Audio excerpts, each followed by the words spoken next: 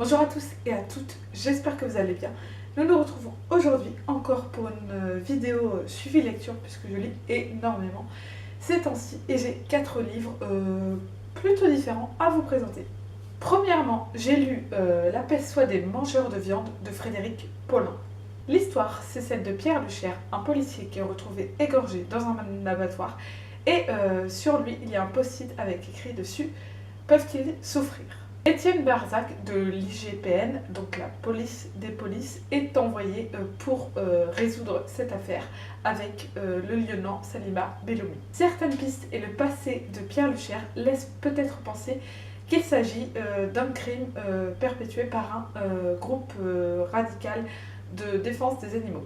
C'est un polar que j'ai trouvé très intelligent puisqu'il dénonce un certain nombre de choses.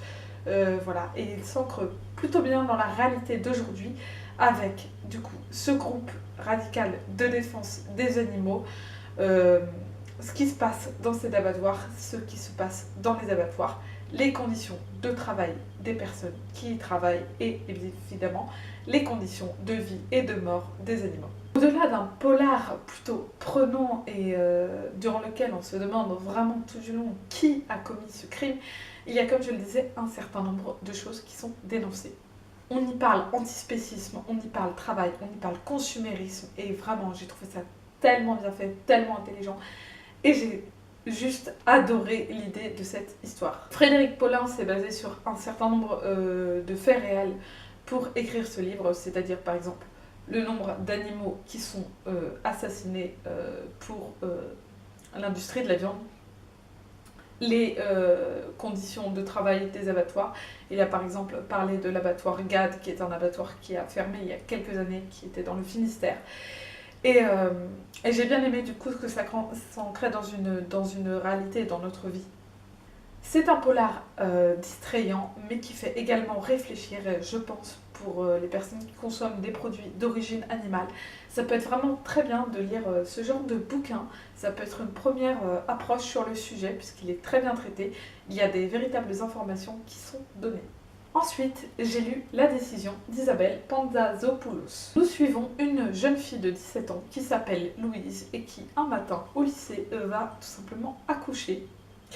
Elle a fait un déni de grossesse, elle ignorait complètement qu'elle était enceinte de ce fait, et elle explique à tout le monde qu'elle n'a jamais eu le moindre rapport sexuel et du coup ne comprend pas comment est-ce qu'elle a pu être enceinte.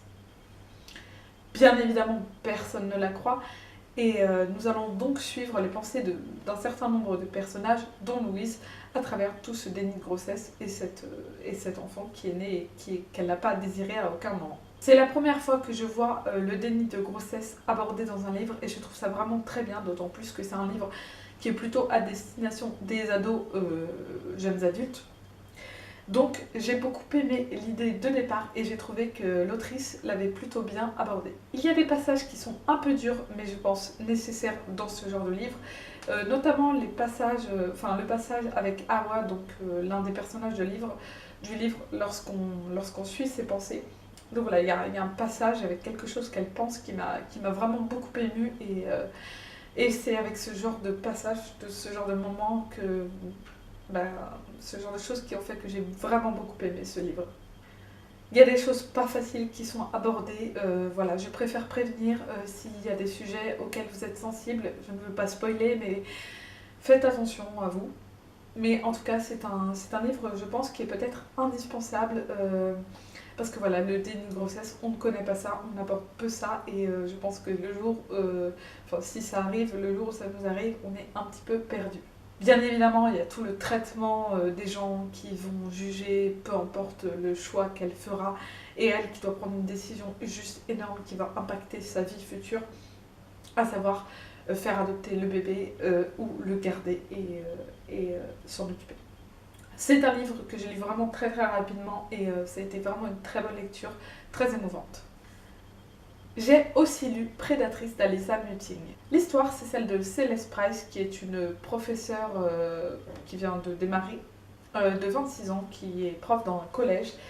Et elle est mariée, elle est très belle, elle a de l'argent. Donc voilà, Visiblement, elle a une vie idyllique, mais au final, pas trop. Elle a un penchant un peu particulier, c'est-à-dire qu'elle est uniquement attirée par les jeunes garçons qui ont 14 ans à peu près. Et c'est d'ailleurs pour ça qu'elle a envie d'étudier dans un collège et elle voit par ce biais-là la façon de trouver un partenaire sexuel qui lui convienne. Nous allons suivre l'histoire de son point de vue et c'est une personne très perverse qui parle énormément de sexe et qui nous met mal à l'aise. C'est le but recherché par l'autrice, je pense vraiment. Voilà, j'ai été mal à l'aise à de nombreux passages parce qu'il y a quand même la pédophilie féminine qui est abordée, sujet dont on parle très peu au final. Et voilà, il y a beaucoup de choses qui m'ont mise mal à l'aise. Et c'est justement ça, je pense, qui fait aussi la force du livre. Céleste est un personnage manipulateur, pervers, qu'on n'aime pas, mais malgré tout, je ressentais quand même une certaine peine pour elle parce que, eh bien, elle semblait pas forcément très bien vivre le fait d'être attirée par des jeunes comme ça, et c'était quelque chose qui l'obsédait, donc voilà, ça m'a quand même, j'ai quand même une empathie envers elle parce que je trouvais ça vraiment très triste. C'est un truc qui pose plein de questions, voilà, qui amène de vraies réflexions quant à tout ça, puisque les jeunes avec lesquels elle couche sont consentants, mais en même temps ils n'ont que 14 ans, donc voilà, on peut se poser la question du consentement et de l'ascendant qu'elle peut avoir sur eux, d'autant plus qu'elle est leur prof. C'était une molle lecture qui m'a fait passer un bon moment, mais j'ai pas aimé plus que ça, puisque j'ai trouvé que c'était vraiment pas thriller, je m'attendais quand même un peu plus à un thriller, et il y avait, au final ça parlait énormément de sexe, et il n'y avait pas vraiment le côté thriller que je recherchais, et j'ai été un petit peu déçue par la fin. Pour terminer, j'ai lu Être femme en Asie d'Anne Garrick. Anne Garrick est une autrice et journaliste qui a vécu 22 ans en Asie et qui a donc écrit 7 essais qui dressent un peu un état des lieux du quotidien, de la vie des femmes dans les pays d'Asie. C'est un essai qui est extrêmement documenté, bien sourcé, avec des statistiques, des pourcentages, des chiffres, etc. Et du coup, ça nous donne vraiment une vraie vision et une possibilité de s'imaginer à peu près les choses. Elle aborde un tas de sujets différents, elle parle d'éducation, elle parle d'emploi, elle parle de politique, elle parle d'économie, elle parle de violence envers les femmes, etc. Elle compare les différents pays d'Asie sur tous ces sujets-là, et parce que évidemment tous les pays d'Asie ne se valent pas sur tous les sujets, puisque l'Asie c'est un continent qui est extrêmement grand, donc extrêmement vaste, donc évidemment entre la Chine et le Japon par exemple, il y a beaucoup de différences, vous vous en doutez. Mais voilà, c'était extrêmement intéressant comme lecture. Je ne suis pas très chiffre, donc les chiffres je ne vais pas les retenir parce que je n'y arrive juste pas. Mais en tout cas, je pense que je retiendrai quand même l'idée globale et ce que j'y aurais appris. Et quand j'en aurai envie, je n'hésiterai pas, je pense, à replonger le nez dans ce livre parce que c'est un livre qui est indispensable, je pense. Étant féministe, je m'intéresse bien évidemment à la cause des femmes et je pense qu'il ne faut pas se cantonner à un féminisme blanc.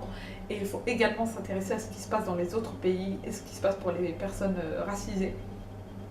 Et c'est tout à fait ce que je recherchais avec ce livre. Voilà, c'est tout pour cette vidéo. J'espère que ça vous aura plu. Je vous souhaite à tous et à toutes de très bonnes lectures. Je vous dis à la prochaine. Salut!